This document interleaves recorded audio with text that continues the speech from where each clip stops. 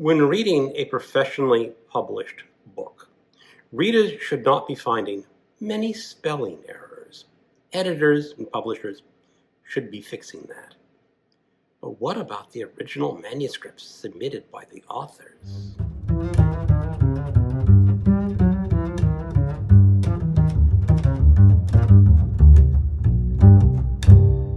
Hello, welcome to my channel, Another Bibliophile Reads.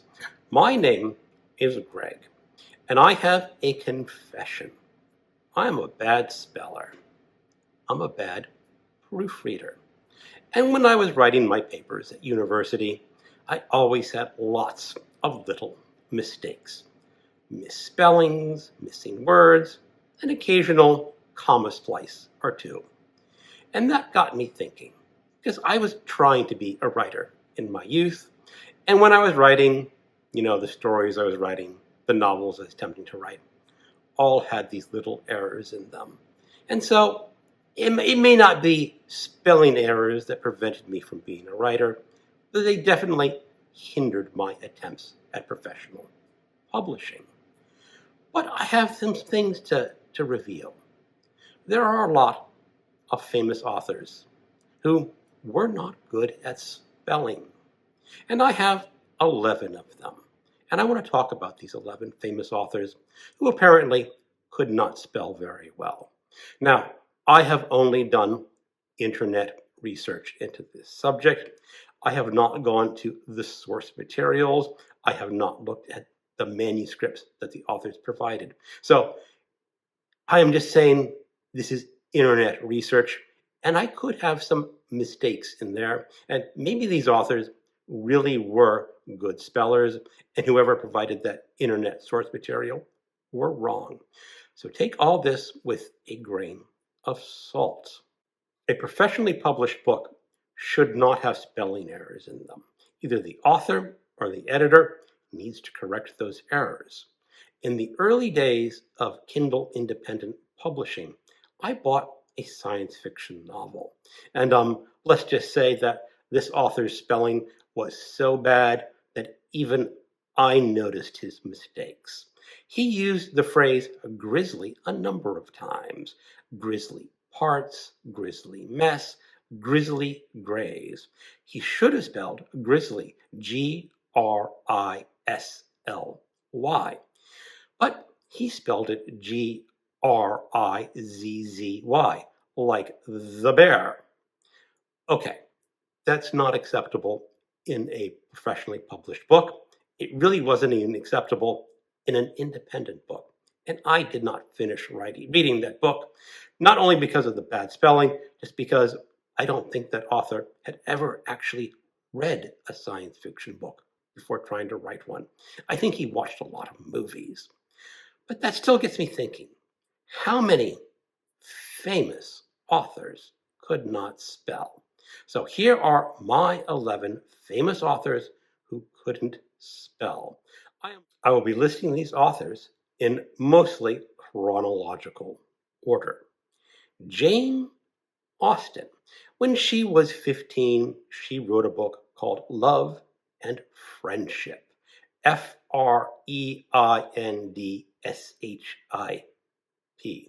She also misspelled scissors. Scissars. Now, those are the only examples that I have, but apparently she might have had a lot more misspellings in her original works. John Keats, most famously known for his poem Ode on a Grecian Urn. Apparently he tried to spell purple, Purplue. Sure, why not? Someone like me, I could spell purple that way. But apparently he did get it right eventually, or someone got it right for him. William Butler Yeats. He won the Nobel Prize in Literature, and he was not a good speller. He spelled feel, Feal. Sure, why not? Winston Churchill Sure, he was a prime minister of England during World War II, but he also won the Nobel Prize in Literature. Now, why they gave him the Nobel Prize in Literature? Because he wrote a lot of books, and I think they were very appreciative of him being a good prime minister during World War II. But Winston Churchill was not a good speller. Someone once asked Churchill how his writing was going, and his response was this: "Writing is good, but terribly slow. Spelling about as bad as it well can be." So even Churchill knew he was not a good speller. Agatha Christie, perhaps the most famous writer of mystery novels of all time. She once wrote, "Writing and spelling were always terribly difficult for me. I was an extraordinarily bad speller and have remained so until this day." Incredible, but her books are still very popular, even now. F. Scott Fitzgerald, author of The Great Gatsby. The original draft of The Great Gatsby contained literally hundreds of spelling mistakes, some of which today are still confounding editors. These include yacht, Y-A-T-C-H, upon, A-P-O-N. But the fact that he was a bad speller did not stop him from being a very good prose stylist, because some of those passages in The Great Gatsby are works of utter beauty in the English language. He just couldn't spell the words correct. William Faulkner. He is known for his stream of consciousness novels, like The Sound and the Fury. But his manuscripts were kind of a mess. One of the editors at Random House had this to say about William Faulkner: "I know that he did not wish to have carried through from manuscript to printed book his typing mistakes, misspellings, as opposed to coinages, faulty punctuation, and accidental repetition. He depended on my predecessors and later on me to point out such errors and correct them. Although we never achieved anything like a perfect performance, we tried." If you have read a Faulkner novel, especially The Sound and the Fury, maybe Absalom, Absalom, you can see those bad mistakes creeping through into the text, even nowadays, after so many editors have been through them.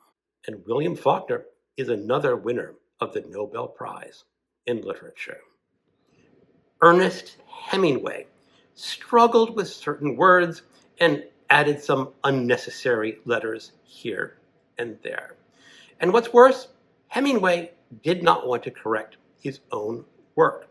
He reportedly snapped at editors saying, "That's what you're hired to correct." Ernest Hemingway is another winner of the Nobel Prize in Literature. I wonder how many other Nobel Prize winners in literature are secret bad spellers. George Orwell, author of the famous anti-authoritarian novel 1984, he once admitted, "I couldn't spell for toffee," but his keen political mind, his great storytelling, overcome these minor technical details of not being able to spell. John Irving, author of A Prayer for Owen Meany and The World According to Garp, two great American novels. John Irving is a bad speller because of dyslexia. Here is a quote: "The diagnosis of dyslexia wasn't available in the late 50s. Bad spelling, like mine, was considered a psychological problem by the language therapist who evaluated my mysterious case. When the repeated courses of language therapy were judged to have no discernible influence on me, I was turned over to the school psychologist." Now, really, turning someone over to a psychologist because of bad spelling? I'm probably a little dyslexic myself, and I've never been to a psychologist. I guess we have progressed a little bit from the 50s. Fannie Flagg actress and author of Fried Green Tomatoes at the Whistle Stop Cafe. She is another author with dyslexia. Flagg said writing never came easy to her. She felt challenged as a writer because she was severely dyslexic and can't spell. So I was discouraged from writing and I was embarrassed. Well, she did write at least one famous book. I have not read any of Fannie Flagg's novels myself, but it is apparent that even a bad speller can write a book and have that book be successful and turned into a film. So there you go, 11 famous authors who allegedly couldn't spell very well. And if you are an author and you can't spell very well, just write your book anyway. Thank you for watching, and keep on reading.